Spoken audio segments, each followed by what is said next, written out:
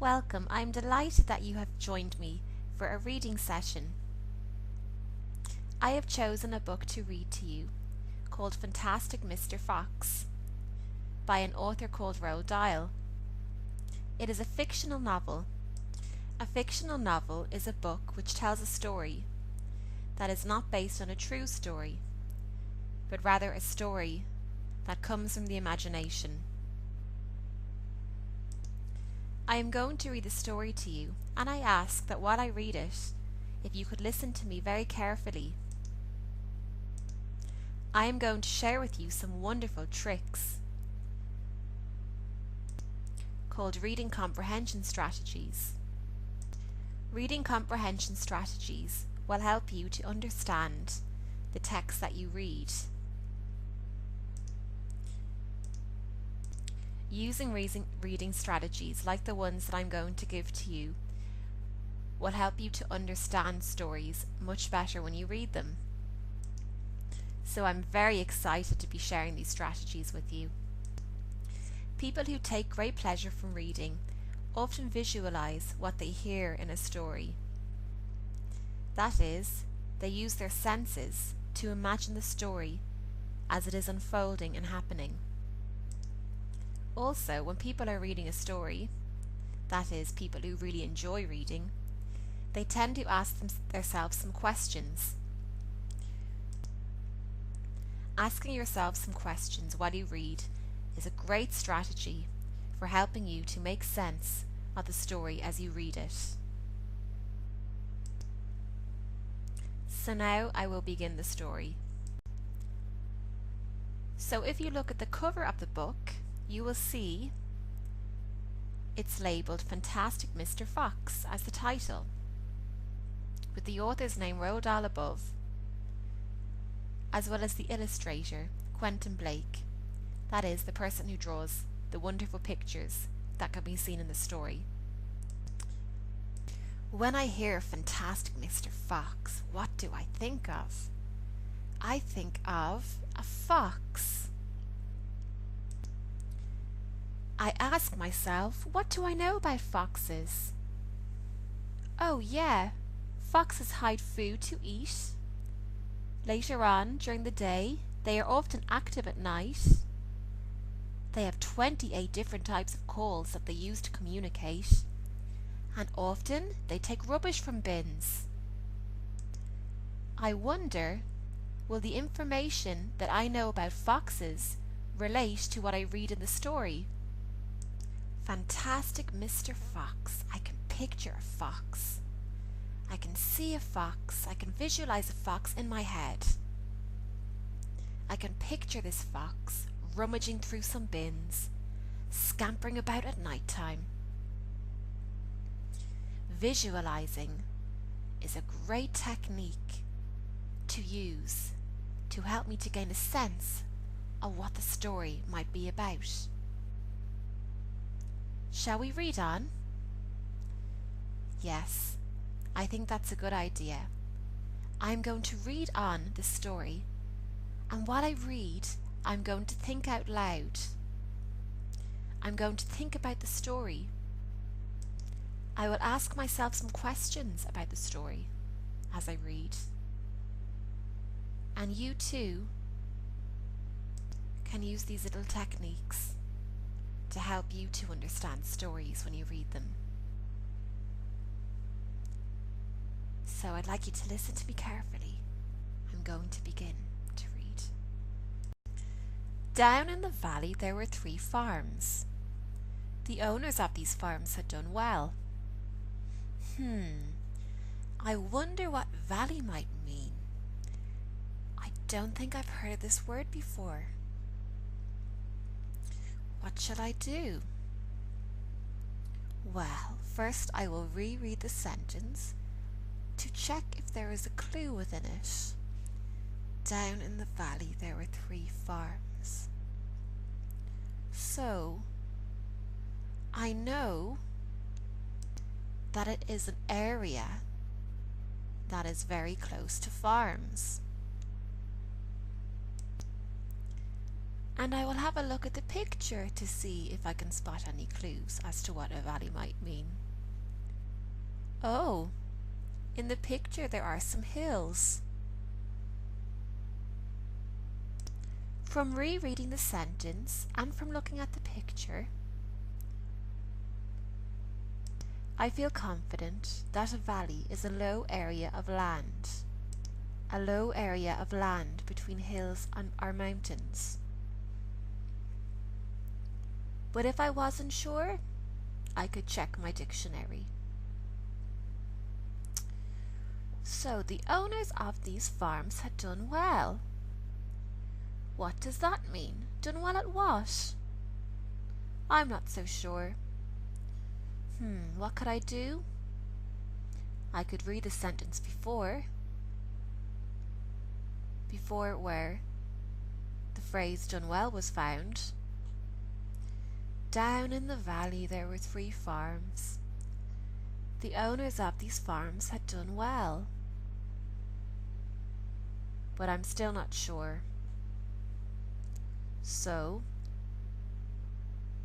if reading the text before the phrase that I'm not sure of appears has not helped me to understand it, I can read on a little bit to check if it will then make some sense.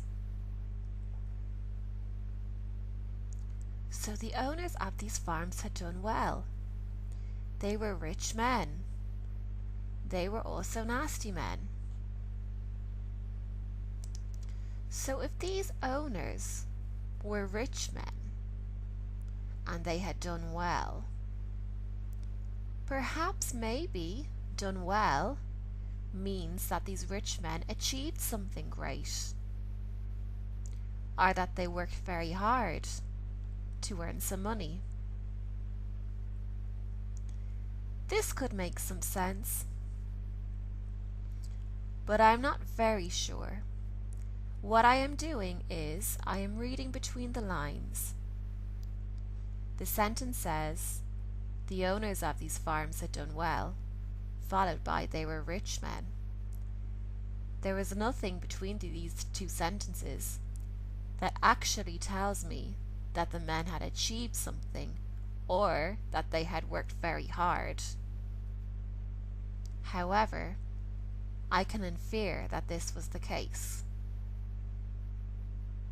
as it states that they were both rich men. Perhaps done well means that they achieved something. This helps me to make a little bit more sense of text. What I have just done is I have inferred what the text might mean. I will read on now. They were also nasty men. All 3 of them were about as nasty and mean as any man you could meet. Their names were Farmer Bogus, Farmer Bunce, and Farmer Bean. Bunce was a duck and goose farmer. He kept thousands of ducks and geese. He was a kind of pot-bellied dwarf. What might a pot-bellied dwarf look like? How can I find out? I suppose I could read on a little bit. That might give me a clue. He was so short his chin would have been under water in the shallow end of any swimming pool in the world. So perhaps a dwarf is somebody who appears short in appearance. But what might a pot-belly look like? The paragraph states that he was a kind of pot-bellied dwarf. Well, why don't I break down the word pot-bellied into its 2 components, pot and bellied, and consider them separately. I can sense the word belly in bellied. And pot, well, if I had a tummy that looked like a pot, what might that be like? So a pot is a bulky piece of equipment. It is rather large in size, with a hollow in it. So now, to my understanding, a pot belly could refer to a rather large belly. And I wonder, what else does the text tell me about Bunce's personality? Might he be greedy? A greedy person? Well, I can infer that he was greedy. As the paragraph states, his food was donuts and goose livers. Goose livers are rather fattening, and donuts aren't very healthy. The last sentence of the paragraph states that this diet gave him a tummy ache and a beastly temper. Well, if Bunce often suffers from a tummy ache, and he eats donuts and goose livers every day, this would lead me to infer that he is greedy. When I make an inference, I can use the clues from my knowledge of the story to gain a deeper understanding of what I have read. Inferring helps me to figure out what the author has not told me directly. So to make an inference, I take some clues from what I have read and I put them together to form my own new knowledge about a story. Let's read on, shall we? Bean was a turkey and apple farmer. He kept thousands of turkeys in an orchard full of apple trees. He never ate any food at all. Instead, he drank gallons of strong cider, which he made from the apples in his orchard. He was as thin as a pencil, and the cleverest of them all. Bogus and Bunce and Bean, one fat, one short, one lean, these horrible crooks, so different in looks, were none the less equally mean. This is what the children round about used to sing when they saw them. To really bring a story alive so that it makes more sense to you and so that it is enjoyable, it's a very good idea to use your senses, visualizing events as they take place and what the characters look like, and of course what they are saying and doing, will give you a really good sense of what the events are like in the story as they take place. Using our senses gives us a very clear image of the characters. It helps us to see the events in our imagination as they are taking place, to gain a sense of the smells which are described, such as the musky smell of a big city, the pungent or strong smell that we might get if we drive past a field in the countryside. Using your senses will help to bring every story alive to make it meaningful and more enjoyable for you to read. Making connections between what we read in a text and our own knowledge can be very helpful in enabling us to understand what we are reading. I make a connection when I think about what I have read in the text and how it relates to my knowledge that I have.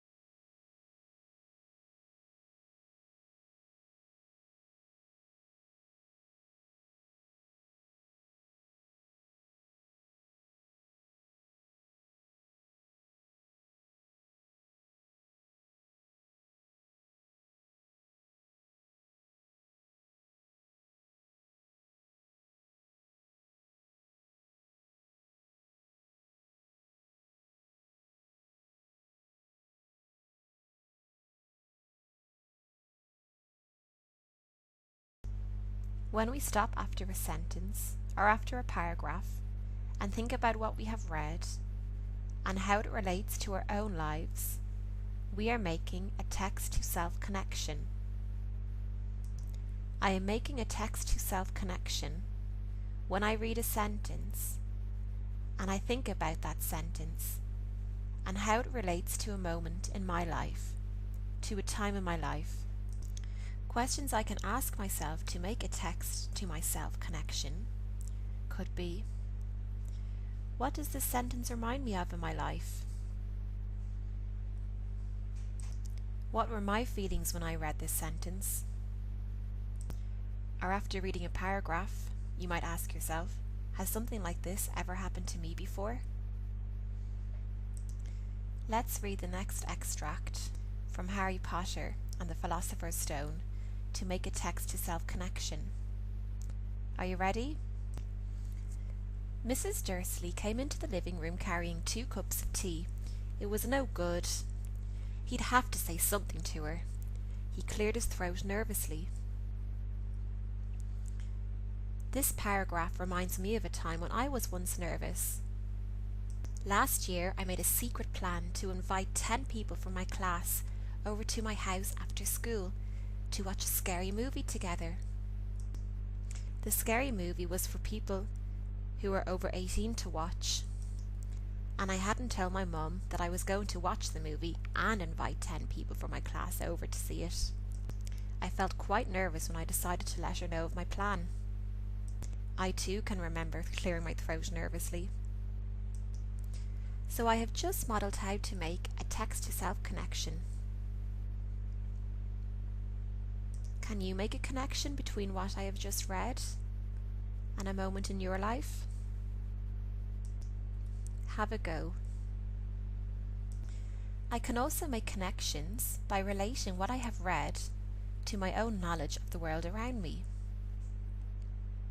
This knowledge could come from the radio, a conversation that I have had with somebody, or a podcast, a website, something I've heard in the news. It is possible to connect what I have read in the text, that is, in a paragraph, or what I have read in a sentence, by asking myself questions about the world around me. I might read a sentence and ask myself, what does this sentence remind me of in the real world? Or I could read a paragraph and ask myself, how is this paragraph similar to things that are happening in the real world? Or how is this paragraph different from things that have happened in the real world? As you can see, there are an endless number of sources we can use to make text-to-world connections. The brown scrawny dog wandered lonely up the footpath. He stopped now and again to sniff the pavement in the hope of finding a scrap of food. These 2 sentences remind me of a documentary which I saw on TV recently. The TV documentary was about stray or malnourished dogs who were also wandering around the streets lonely in Dublin. They too appeared sad, as if they could do with somebody to pat them down and give them a little bit of food. Through thinking out loud, I have therefore related my own knowledge of the world, my experiences, what I've seen and what I know, to what are in these 2 sentences. And you too can do this as well. If you ask yourself,